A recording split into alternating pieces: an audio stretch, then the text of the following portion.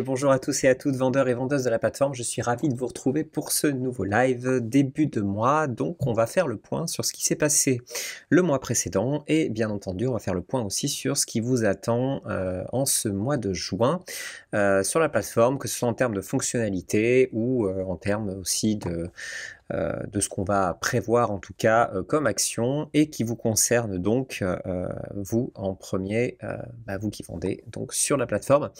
Bien avant de commencer tout ça, on va tout de suite débuter par notre top vendeur de mai 2021.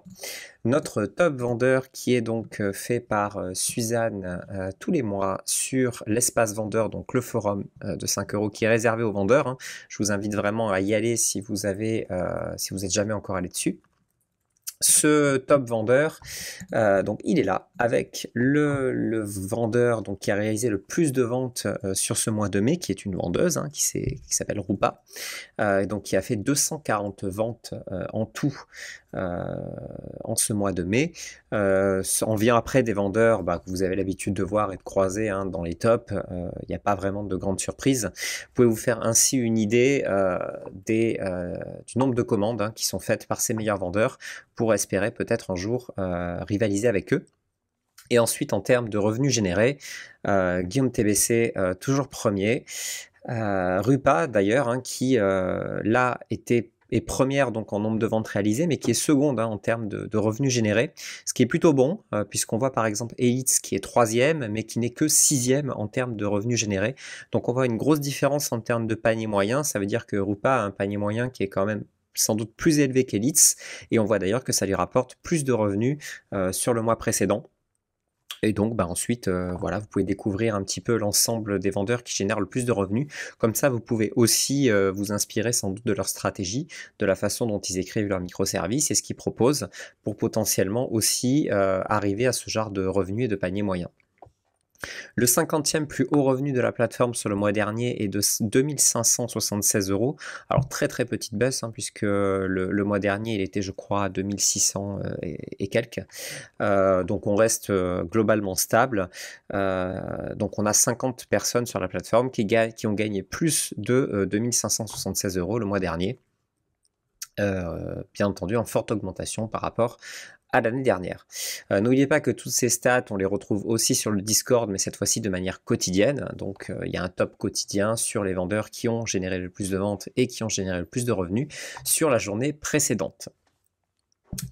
Voici pour ce top vendeur. On passe maintenant donc aux statistiques vendeurs qui, je le rappelle, sont les moyennes du mois dernier concernant le taux de complétion, le taux de prise en charge, le taux de respect des délais et le temps de réponse moyen pour que vous puissiez vous situer par rapport à cette moyenne. Si vous êtes en dessus de cette moyenne ou très proche de cette moyenne, aucun problème pour vous. Vous êtes relativement peu impacté en termes d'algorithme. Si vous êtes en dessous, voire très en dessous, eh bien, il va falloir mettre en place des choses pour augmenter vos statistiques et ainsi vous rapprocher de la moyenne des vendeurs pour que vous soyez le moins possible, disons, rabaisser dans notre algorithme, même si c'est vrai que le principal reste avant tout de vendre cher et de vendre beaucoup. Ces statistiques ne sont que secondaires et n'impactent pas non plus de manière durable votre positionnement, mais ne vous fait que bouger très succinctement, on va dire, dans le top. Disons que faire une grosse commande vous amènera beaucoup plus de boost dans notre algorithme que d'augmenter de 1 ou 2% en termes de statistiques. Donc le taux de complétion global, il est à 92,9%. Il est en amélioration par rapport au mois dernier. Comme le taux de prise en charge, on flirte maintenant avec les 90% de prise en charge, ce qui est plutôt très très bon. Hein. Maintenant, c'est 9 commandes sur 10 qui sont prises en charge par les vendeurs. Donc, vous limitez correctement les problèmes de mauvaise commande des clients, tout ça par améliorer la clarté de vos microservices. Et donc ça, c'est plutôt très bon. Le respect des délais est complètement stable. On est toujours à 9 commandes sur 10 qui sont livrées dans les temps, avec un temps de réponse moyen à 11 heures. Ça aussi, c'est complètement stable. Donc on a des vendeurs, hein, bien sûr, qui répondent beaucoup plus vite que 11 heures. Nous, ce qu'on conseille, c'est d'avoir un temps de réponse moyen qui soit inférieur ou égal à 6 heures. Ça nous en tout cas, c'est ce qu'on prend en compte, notamment dans le classement des microservices. Quand les gens veulent choisir un temps de réponse rapide, c'est ce délai de 6 heures qui est important. Donc même si là, le temps de réponse moyen est à 11 heures, le mieux c'est d'être en dessous de 6 et vous êtes tranquille. On passe maintenant à la météo du mois. Alors déjà, le chiffre, c'est qu'on arrive aux 4 millions d'euros reversés cette année. Donc c'est déjà très bien. On a à peu près 2 mois et demi d'avance par rapport à l'année dernière.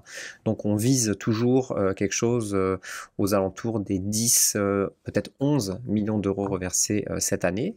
On espère faire, on va dire, une rentrée un peu plus forte que ce qu'on avait fait l'année dernière.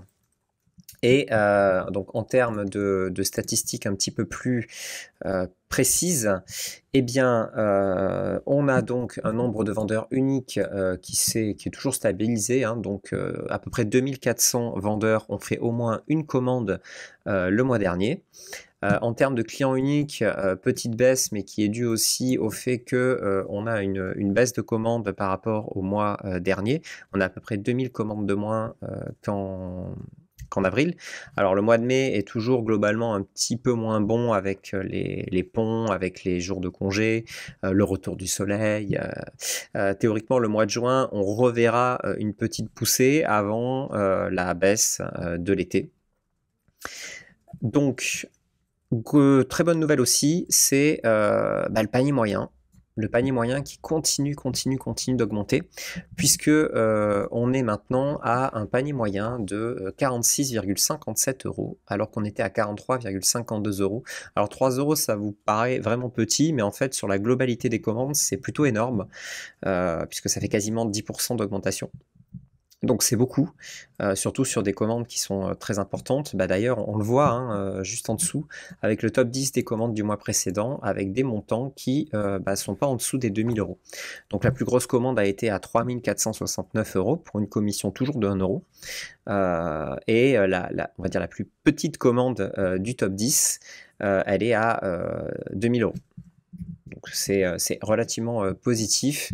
Et donc un mois, on va dire, dernier dans la moyenne, avec voilà, une toute petite baisse en termes du nombre de commandes, mais une augmentation aussi du panier moyen, ce qui fait que globalement, je pense que même si vous avez eu un petit peu moins de commandes, ça a été relativement compensé par certaines commandes qui ont pu être un petit peu plus grosses que les mois précédents.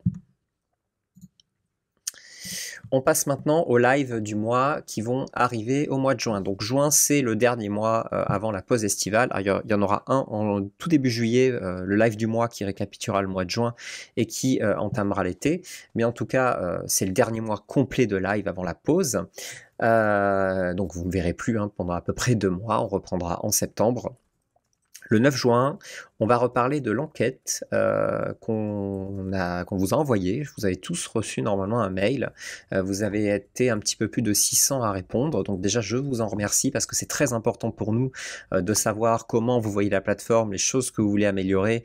Et ça nous a permis d'apprendre beaucoup de choses. Donc, on va les partager, on va vous expliquer un petit peu ce qu'on a vu, les choses intéressantes, et aussi ça vous aidera à vous situer globalement sur la plateforme.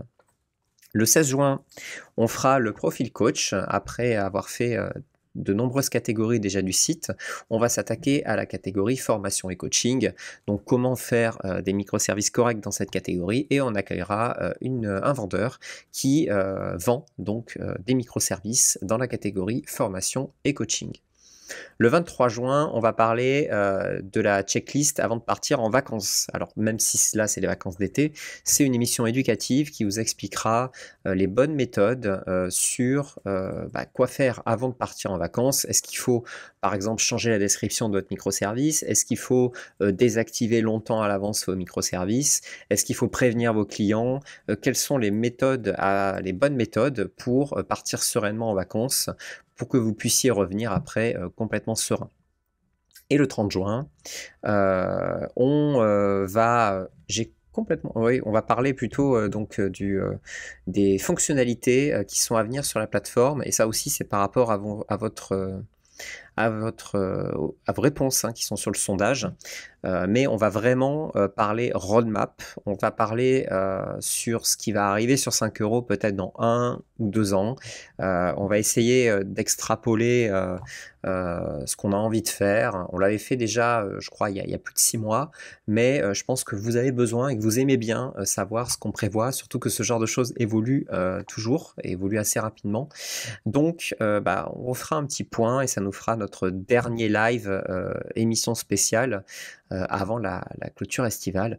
Peut-être que je ne serai pas seul pour ce live, je ne sais pas encore si peut-être Geoffrey, donc le directeur général de 5 €, peut-être m'accompagnera pour ce live, on verra.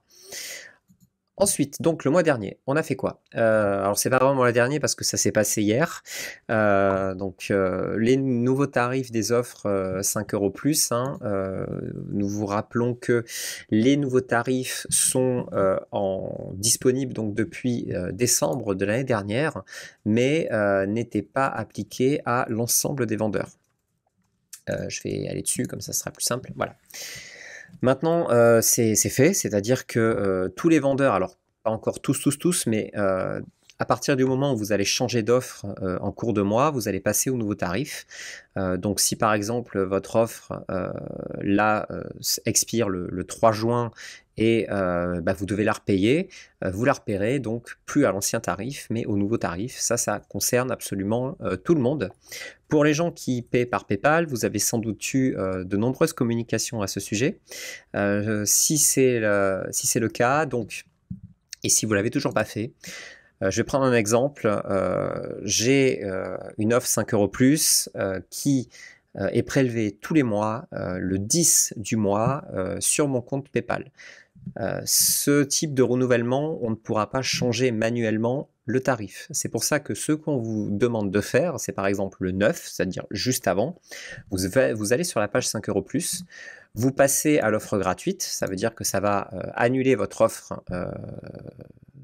en cours, et lorsque ce sera fait, vous allez resouscrire à l'offre de votre choix, ce qui permettra de valider le nouveau tarif et de limiter au maximum l'impact que ça peut avoir sur vos microservices. Second choix, vous laissez complètement votre offre s'expirer et vous la reprenez lorsque c'est fait. Mais n'oubliez pas de la reprendre parce que si vous avez des commandes entre-temps ou si vous avez fait justement de la mise en forme, eh bien elle sera désactivée le temps que vous réactiviez votre offre.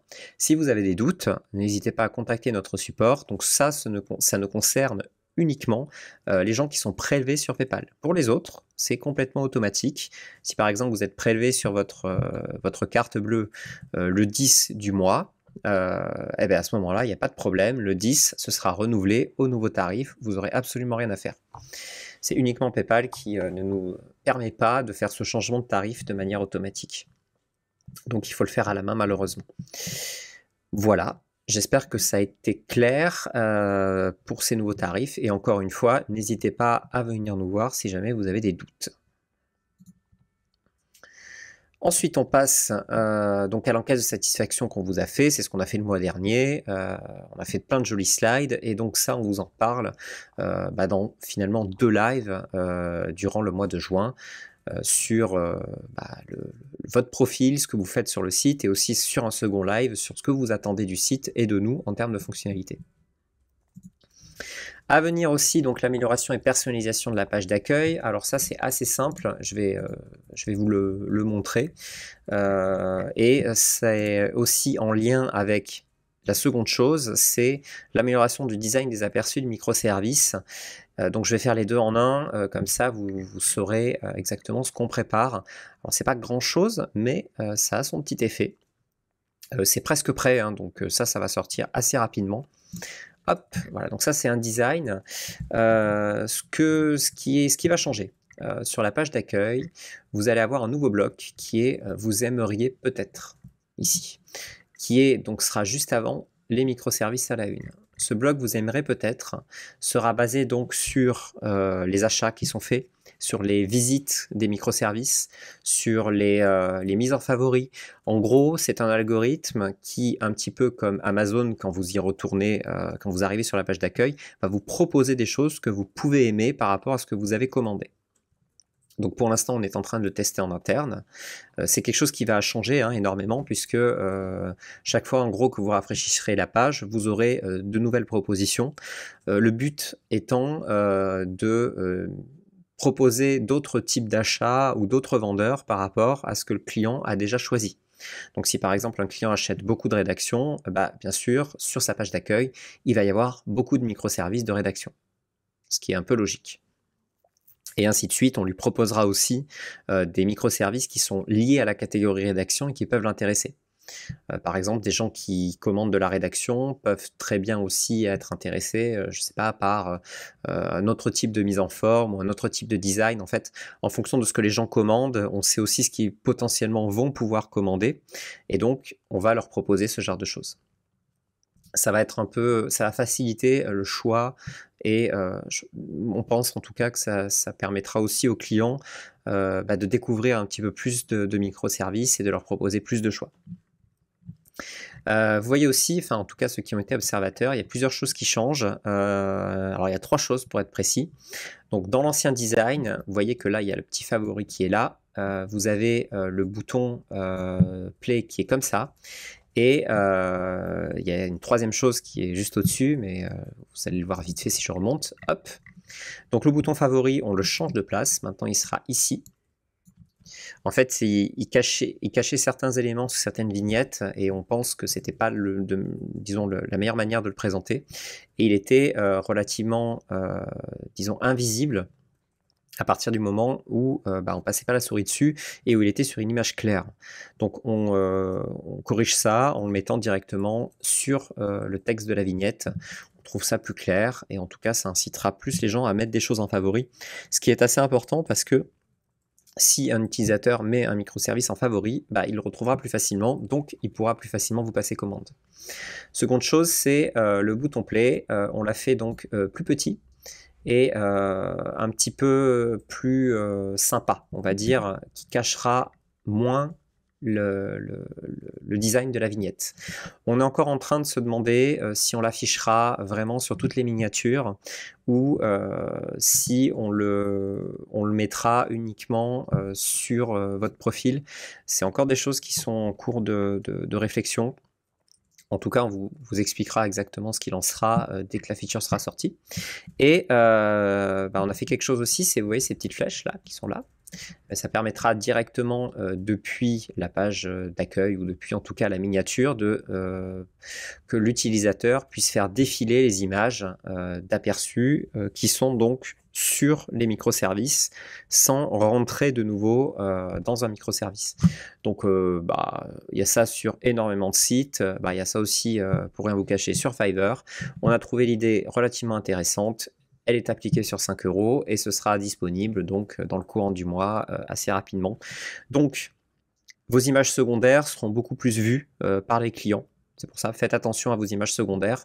Ne mettez pas n'importe quoi parce que les clients pourront justement maintenant le faire défiler directement depuis la page d'accueil, les catégories, en tout cas depuis la version miniature de votre microservice. Voilà. Je crois que j'ai été relativement complet. J'espère que, en tout cas, ce live mensuel vous aura appris certaines choses.